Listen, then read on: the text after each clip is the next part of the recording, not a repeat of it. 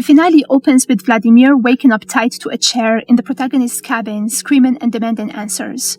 The protagonist quickly tries to calm the situation. She claims that the two of them had been extremely drunk the night before, and that Vladimir had supposedly mentioned wanting to try being dominated. According to her explanation, nothing actually happened, because she was also too intoxicated and passed out. Realizing how bad the situation looks, she unties him and apologizes repeatedly. But even as Vladimir tries to process the explanation, the atmosphere already feels suspicious. The story she tells is convenient. It resolves the situation neatly, and yet Vladimir clearly isn't sure he believes it. Still shaken, he asks if he can stay the night, and she agrees. The next morning, the protagonist leaves a note and goes to the store, fully expecting that Vladimir might disappear, or worse, report her to the police. But when she returns, he's still there. In fact, Vladimir seems almost strangely relaxed. He jokes about sleeping better than he has in years. Yet beneath the casual tone, Vladimir begins revealing that he understands more than he initially let on. He explains that his relationship with Cynthia is far more complicated than the protagonist realized. At one point, Cynthia even attempted suicide after discovering something he'd written about her, forcing him to destroy the piece and insisting that the story belonged to her. Then Vladimir drops a subtle but chilling realization. He knows the text message sent to Cynthia from his phone the night before, the one claiming he needed time alone, wasn't written by him. He doesn't accuse the protagonist directly, but the implication is clear. She sent it while he was drunk. In other words, she may have orchestrated the entire situation, and yet Vladimir still chooses to stay. While the strange dynamic between Vladimir and the protagonist continues at the cabin, John is dealing with his own crisis. During the hearing, Lila takes the stand and speaks honestly about how John took advantage of her vulnerability. However, when asked about the protagonist, Lila simply describes her as a good teacher and offers little more. Eventually, the verdict arrives. All of the complaints against John are dismissed. He won't be allowed to teach anymore, but he gets to keep his pension. Technically, it's a victory. But John himself doesn't seem satisfied by the outcome. Instead of celebrating, he starts wondering whether he and the protagonist should revisit their marriage arrangement. Maybe even recommit to each other now that everything has settled. The problem is that nothing about their lives actually feels settled. Back at the cabin, the tension between Vladimir and the protagonist slowly intensifies throughout the day. They drink coffee, read, and even begin discussing her unfinished manuscript, the novel she secretly believes is the best thing she's ever written. She admits she still hasn't figured out the ending. Vladimir suggests they write together. As they talk about past relationships, she confesses that she once had an affair with a graduate student when she was younger, because she felt strongly attracted to him.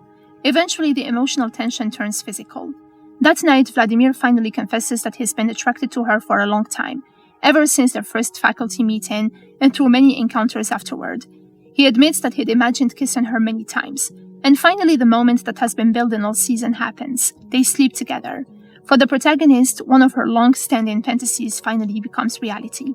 But immediately afterward, she distances herself again, telling Vladimir to sleep in the guest room while she begins writing on one of her legal pads. It seems like she may have finally found the ending to her novel. The quiet night shatters when John returns home.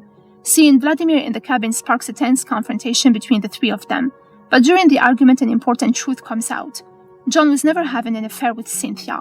According to him, the two of them were simply working together late into the night. Cynthia is finishing a memoir, while John is writing an epic poem, and they sometimes take stimulants like Adderall to stay awake and write. For Vladimir, this revelation is deeply upsetting.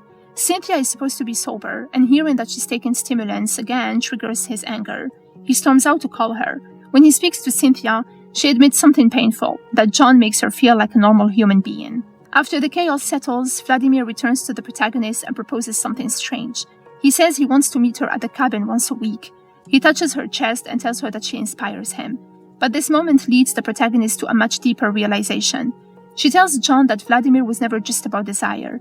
What she suddenly understands is that both men see her as part of their own personal narratives. John imagines her as the wife who might return and rebuild their marriage.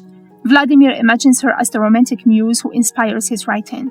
Both of them believe they understand her story, but neither of them is actually asking what she wants, and that realization changes everything. In the middle of the night, a fire suddenly breaks out in the cabin. John and Vladimir become trapped inside as flames spread and the back door refuses to open. The protagonist faces a split-second decision.